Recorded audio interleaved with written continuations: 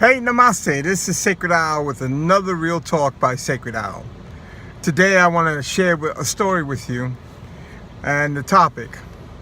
Many years ago, I had a friend of mine who is not here with us anymore, had a real bad drug addiction. He was very addicted to the idea of escape and idea of drugs. So he would come in and out, and there were a couple of times he overdosed and, pulling everybody to the edge of death and then coming back from it and stuff like that. And so one day, I got real tired of it. And those people that hear this story, if you want to criticize what I did, that's fine. I get it. But once I finish the story, you'll understand why I did it. So I decided to get the purest form of that drug, uncut, and hand it to him. And when he saw it, he tasted it, and it numbed his face, and he said, "My God, thank you so much," and stuff like that. And so he was about to take the stuff out to cut it, and I said to him, "You can't have it cut. You got to take it in its purest form." And he went, "What?" I said, "Yeah, you're gonna take it in its purest form." And he said, "That's gonna kill me." I said, "Exactly. We're not going to do this anymore. We're not going to go up and down the scale with you anymore. Either you kill yourself or you say no." Well, 2-3 hours later, a couple of fist fights later, he finally said, "No, I can't do that. I'm not going to die for this drug." And so I ended up taking the stuff and throwing it away. And I'm glad he did.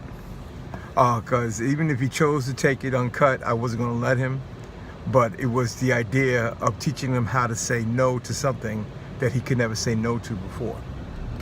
So he stayed clean and sober for a year and a half. But when he did finally go back to it, he overdosed and he died. The moral of the story: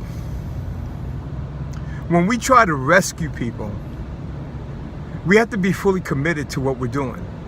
It's not a back and forth idea. It's not a back and forth thing. It's not going in and going out and playing the game of, "Oh, I'm rescuing you today, and tomorrow I'm not going to rescue you, and to the next day I'm going to rescue you, and then I'm going to fall again, and you're going to keep coming to the rescue." Let me tell you something. What happens when you rescue a person? It drains you. It drains you as an individual. And what happens is everything that's important to you becomes second nature to that person's need to be rescued. We have to sit out there and we have to start dealing with people on a level of complete truth. Either you're down with what you're doing or you're not down with what you're doing. Either you're going to be a part of this or you're not going to be a part of this, but enough's enough. And that's what we have to say to people who have addictive personalities and addictive attitudes. Yes, I know some people say, "Hey, you could have handled it differently." I did. I taught him how to say no.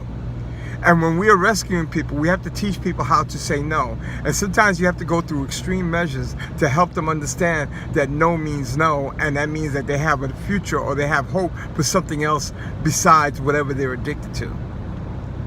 Addiction, and here's the crazy thing, addiction is an energy that's contagious. When you become a rescuer, you're also an addict, because now you're addicted to enabling. That's right.